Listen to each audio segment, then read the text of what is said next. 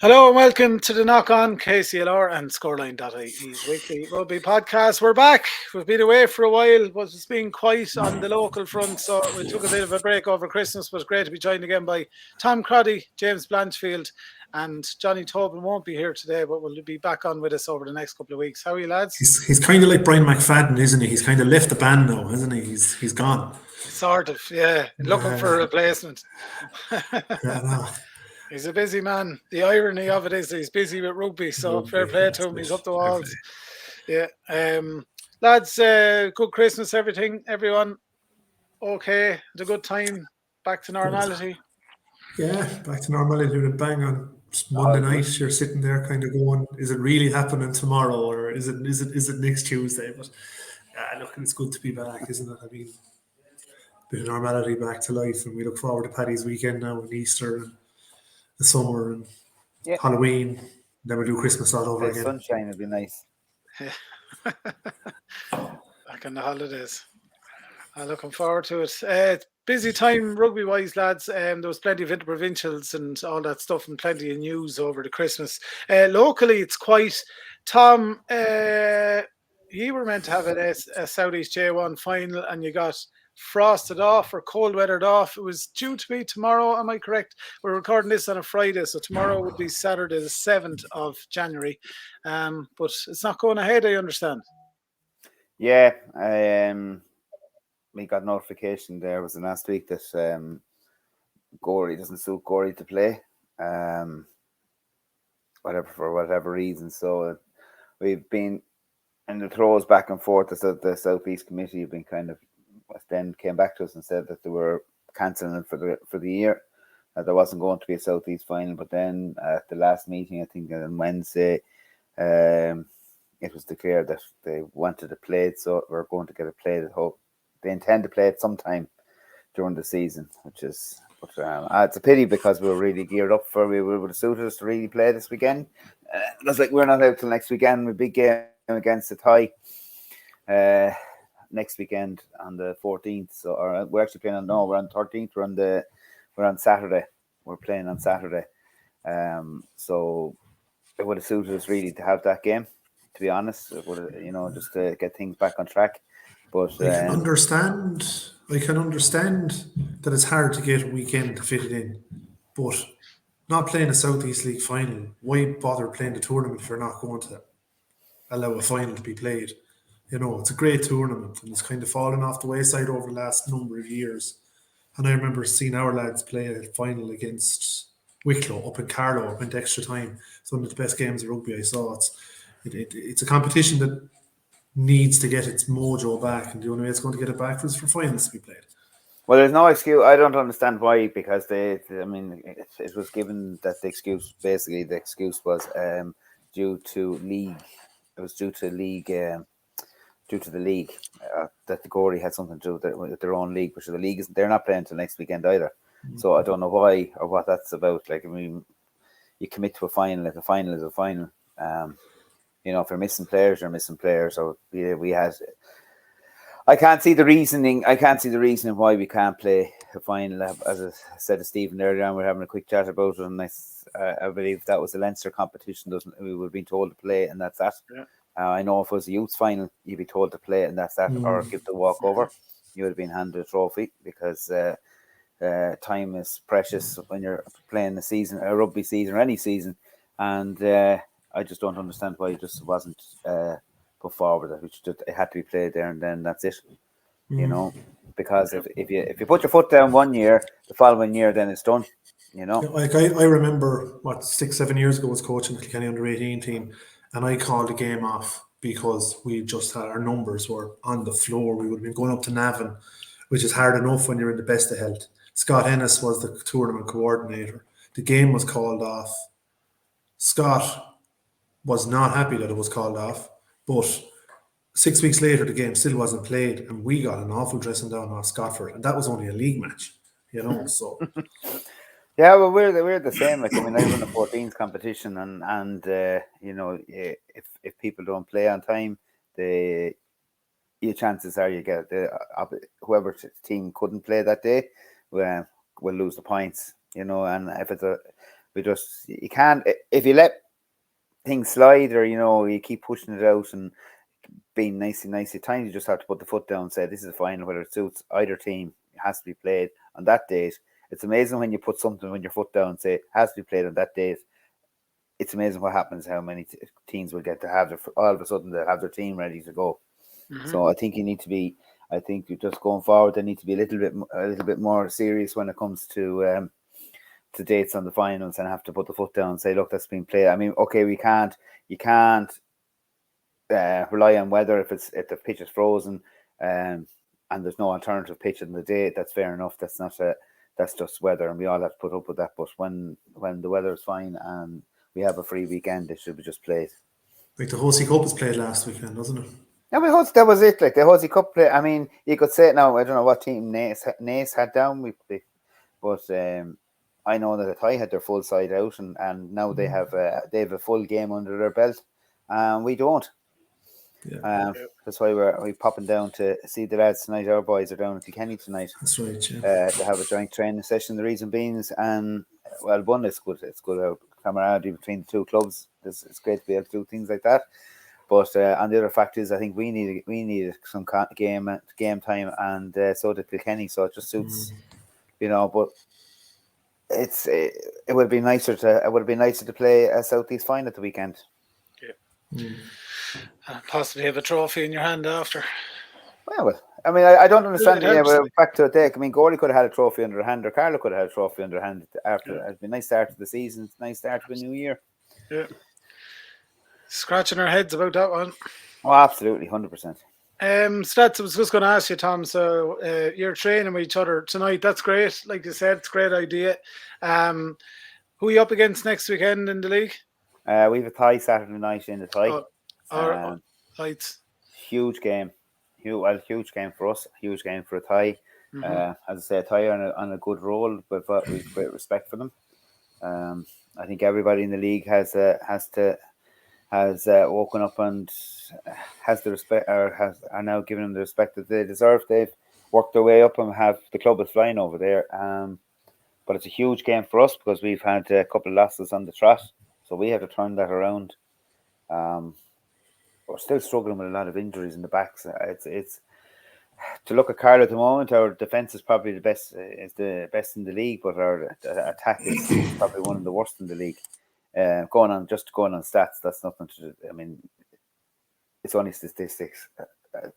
Looking at from somebody actually did a stat on the whole league and did our league, and it was down. Basically, it showed that we had the best defense. Or probably we were near the bottom end from an attacking point of view. Probably a little bit like Munster at times. Great defence, can't score. Or my own Chelsea last night, the exact same. Great, can't score. But anyway, look, it's a massive game for us.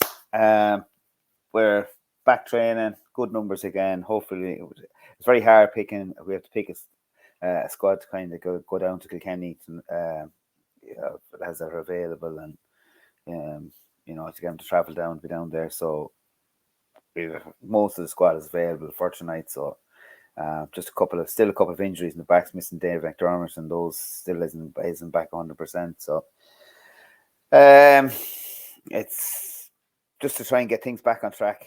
Hopefully now this will kick it off tonight, and then we have Tuesday and next Friday to get things back in order and prepare for a tie, which is, as I say, is a massive game for us, because it can determine where we're going to finish. Because we have two ways looking at it. One, we win, we're still in contention. Maybe not necessarily to get top of the league, but even to get into a playoff position is the key thing. We want to see, if you can't get first place, you have to give yourself an option to try and get into a playoff. If you lose, then you have to you could actually be in the relegation battle.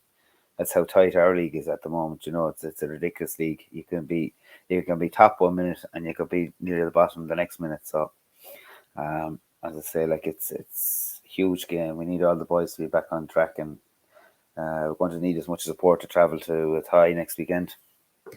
Absolutely. And it keeps us a win, obviously, there, Tom, and keeps you just behind Tullow and Wicklow as well, which is hugely important. It's just the great thing and the worst thing about the leagues, as you said at the start of every season, just you can't afford to slip up anywhere, because you go from second, third, and down to near the bottom of the table. It's just a huge amount of so tight. Trying to keep everything show on the road. It's great that you only have to go to a tie as well. I know we spoke about this, and it's great having a tie in the 1B, that it's only over the road, and the fact you can switch it to Saturday as well under lights is great. Oh, it's under lights, is it? Yeah. Hopefully a tie's lights work. Well, ours... Don't talk to us about lights. The generator just went kaput, so we've to take it out and get it redone. So at the moment we've only one pitch with electric lights, and we're missing two pitches of floodlights at the moment. So it's not a good season for backs and for lights. Well, lads, that's like fixing that. Put a few bob in the meter, Tom. We're saving on we're saving on diesel at the moment. Lads, that's some crack. It's great though. It'd be nice. That'd be a great old match. Looking forward to that. I might head over to have a look. That's Carlow and the tie Saturday week, 7:30, Tom. I think it is around 7:30. Yeah, over in the tie. That'd be a good old match to watch. James, ye have Suttonians next week? Suttonians next week, yeah. But it's hard to know where we're at. I mean, I've had a busy 6 weeks, so I've probably been kind of a little bit distant from rugby, the truth be told, just kind of build a house and moving house and selling houses. So it's been hard. Something's had to sacrifice, and it's been rugby for the last 6-7 weeks. But yeah, Suttonians come to Kilkenny on Saturday week. We went up there in the second, third game of the season with a very, very confident in ourselves, but there was a serious crash on the M9 on the way up. The lads got delayed for 3 and 4 hours. The game was delayed. There was fellas only getting out of the car as the matches were kicking off. So I genuinely don't think that should be a barometer. We'd be confident enough, but as I'm saying for the last 2 years, props. They don't grow on trees. We don't have the luxury of having many of them down in Kilkenny at the moment. So I think that's where the game will be won and lost. I think we're probably, I was listening back to the Town Scope commentary the other day, and Stevie Ashmore made a good point that if we can get parity up front against any team, we have the ammunition in our back line to take anybody on. So it's just about our forwards getting things going up front. Wes Carter, will he be back? I don't know if he's going to be back in time for the Suttonians game. It's only, I suppose we always talk about Wes and his importance to the team, but when he's not there, you actually realise how important he actually is. Over the last few games, it's just his intelligence on the pitch, his thinking on the pitch, his leadership, everything that Wes brings. So from a rugby perspective, from a rugby perspective, we'd love for him now just to get the boots back on and get back out training. But it's not easy when you have three babies or two babies, twin babies and a young child at home as well, and after moving into a new house. A couple of injuries. I won't name the player or the position, because if I named the position, it'd be giving it away. But I believe he enjoyed his sister's wedding a little bit too much doing the air guitar, and might have had an injury or injuries, one to both knees. But look, best of luck to him on that recovery. It's hard to gauge at the moment. We'll see what happens against Carlow tonight. For us, that's going to be, it's a training game, but it's important for fellas to put their hands up. I think a lot of young fellas probably underestimate the importance of training and the importance of actually performing in training and turning up to training.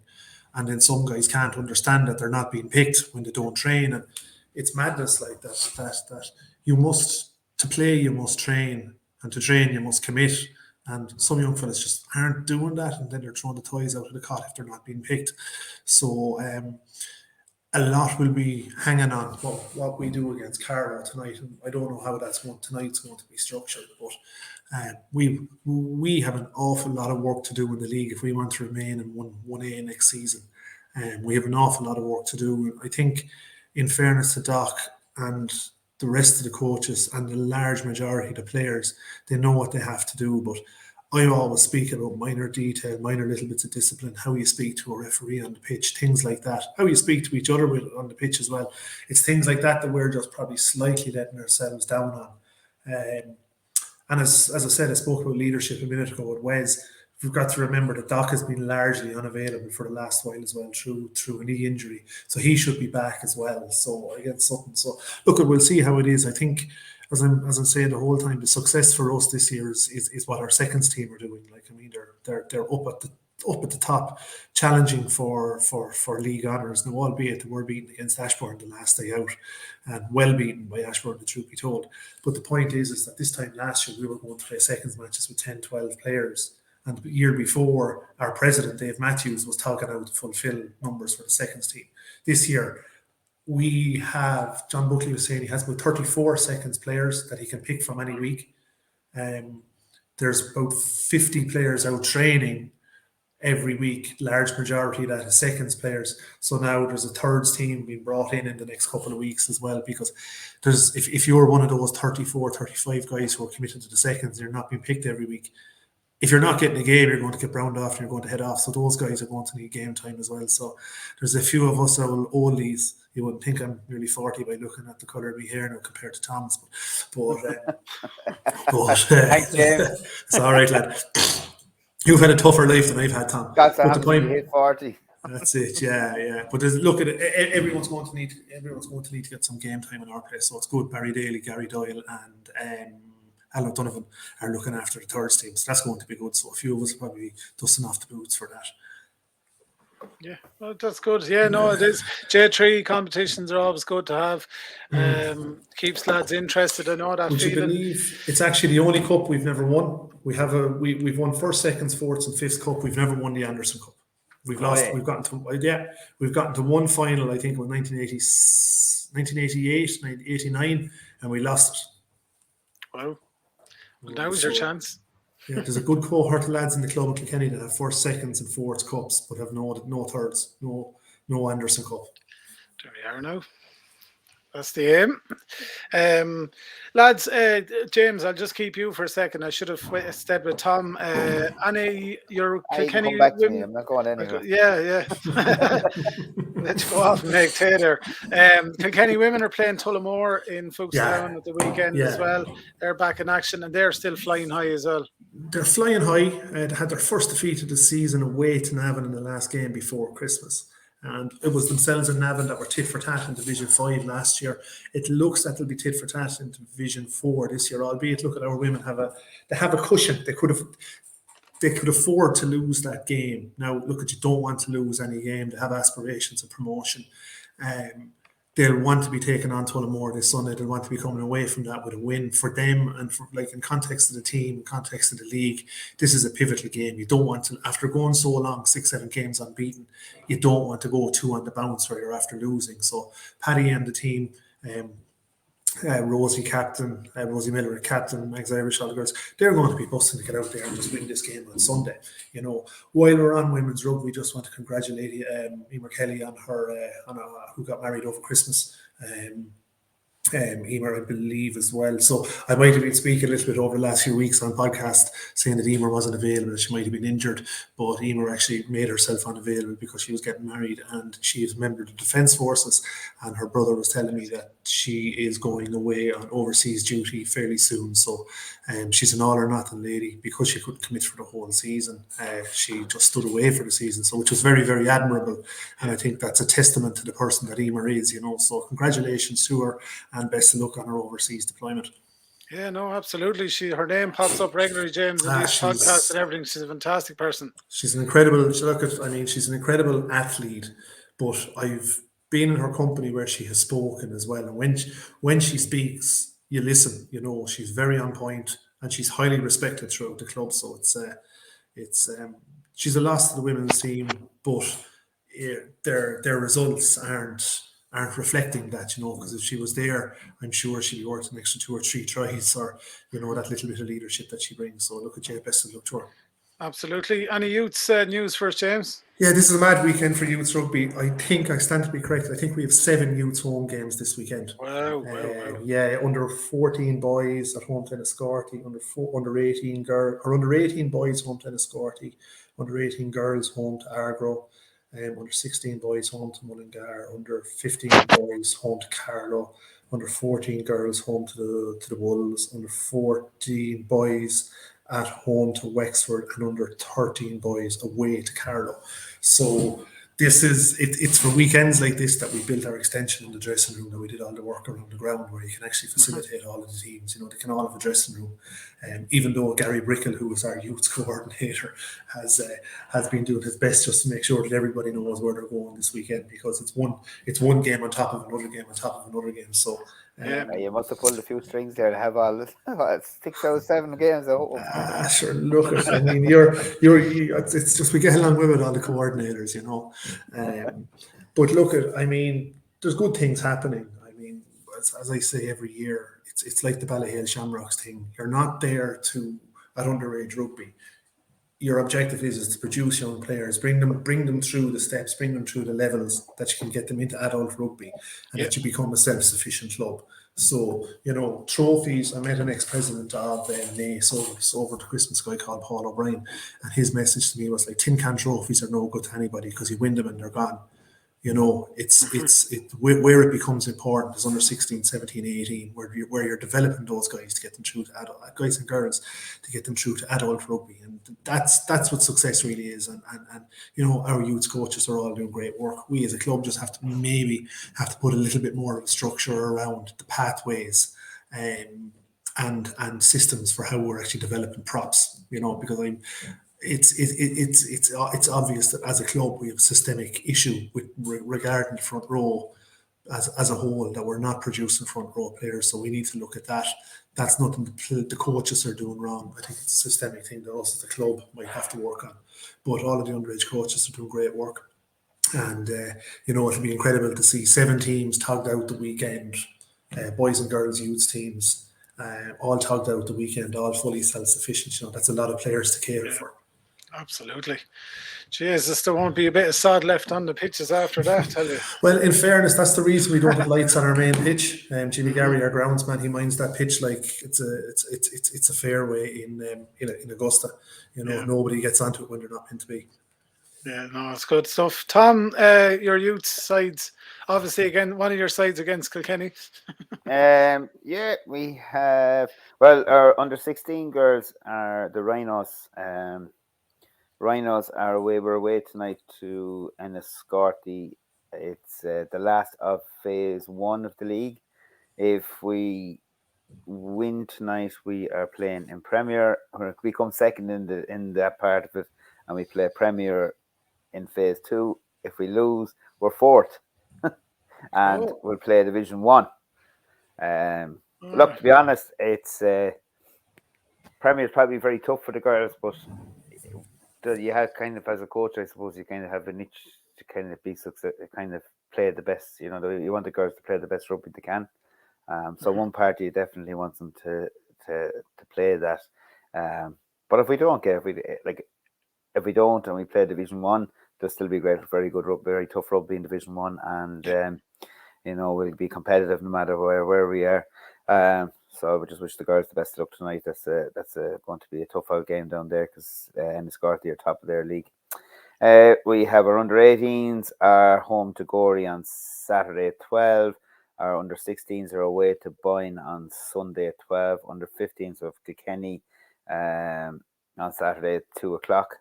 The under 14s have Longford at home at 12 p.m. and the under 13s are home. They're home tonight at half 7.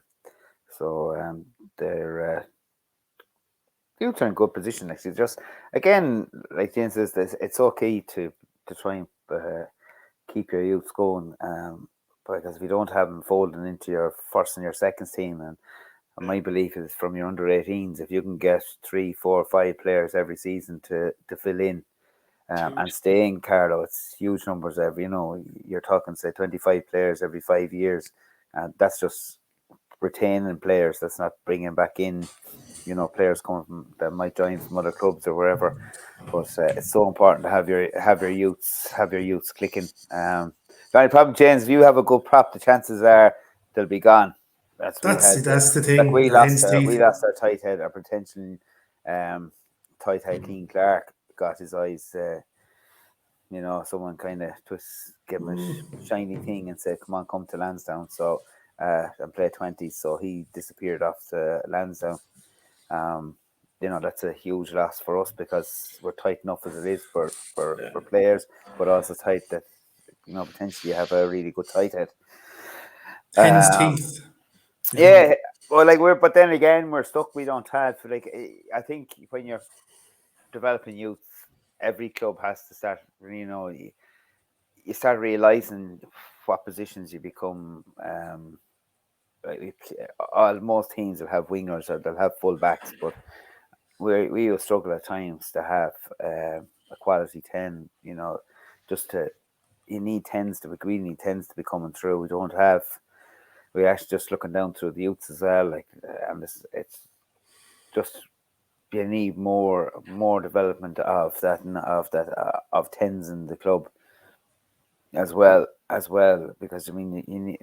I always believe when you have a backbone, a backbone of a team is your hooker, your number 8, your scrum half, your 10, and your 15, and you need everything else. You build around those players, and we as a club have to make sure that when the kids are coming through, that we're looking at all those positions, so they're going to fill in. So when one retires, there's somebody else there to fill in the slot, or there's somebody going to be chasing behind him to make sure that he's fighting for his position.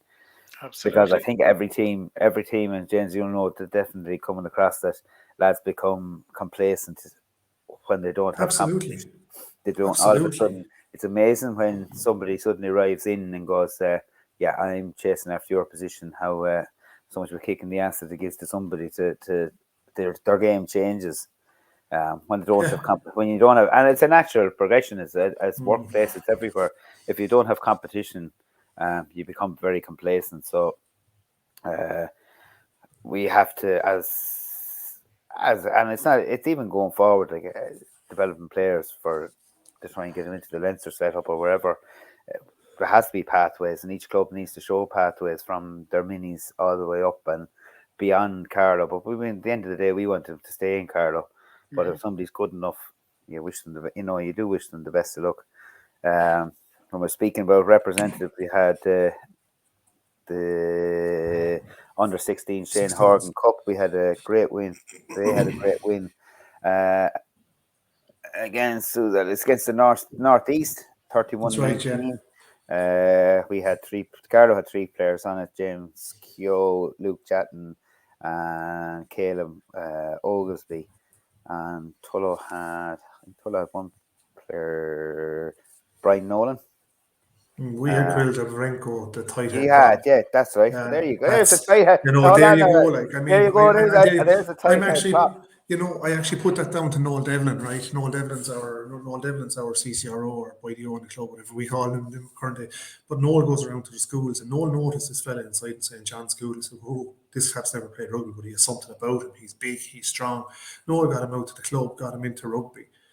Noel did his job as CCRO, he identified a lad, got him in, got him playing. Suddenly he's up there now with the Southeast team, and he's a big unit. Whether or not he goes on to be picked for the Leinster 18s, I don't know. But we would have kind of a target on his back to say, right, there's our target tight head now. That's like we had the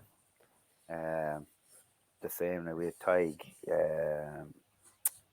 young fella playing with the 18s last year. Like he's gone on to now he's in the Leinster kind of that summer development camp. So Tig Ronan, sorry, he came back to Tig, fine potential, huge young chap. Well built, athletic.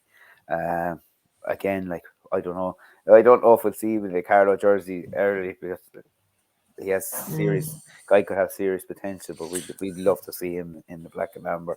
But, he's been with us since day one, and second thing, he's a really nice kid as well. So it's just a really, really nice guy, and you couldn't wish him. We'd hope to see him in a Leinster jersey going forward. But it's great to see the Southeast because we got the girls had a massive win. They beat in the Sarah Robinson under 18s. They beat who did they beat? Not Midland. I think it was 64-0. Other Metro was 64-0. No, we didn't have anyone from. I don't think there's any from Carlow. I don't know if there's any from Kilkenny. There's one of the guards from Tullow who played Rhinos last year. on it. But look, at the good things is there's 2 big wins to the southeast. So our area is still producing a serious amount of talent. It is. I think it is probably. I think it's probably the better one, the top region. I know we're looking at that selfishly, but you could Chapadini's there with Leinster. Like you think Orkney last year. You look across the Connacht with Thomas Daly and chap from Gorey. They're Peter Lydon. There's lads from the southeast, Robin Copeland. They're all doing well in context. Yeah, we have the two Deanies from Wexford thrown in there as well. Paul Boyle and from Gorey. There's a serious amount of players coming out. So we probably are the most successful region, So, and it's a testament to the fantastic clubs that we have in it. Absolutely. Anything else, lads, before we wrap her up for today? Yeah, actually, from our side, just want to pass our condolences to Steve Ashmore, whose mother passed away there the day before last. She's had a long battle with, as it's no secret, as Steve would say, with Alzheimer's for 20 years. I think it shows that determination to live with that for 20 years. And I think her determination has passed out with Steve because he's one of a very determined guy. So from all of us, and I'm sure from yourselves, Tom, as well, we want to pass on our condolences to Steve's family. Absolutely. Yeah, absolutely. Lovely fella. Yep, we'll wrap it up there, lads. Great to talk to you. It's good to catch up after that. Best of luck to all your youths and ladies sides this weekend.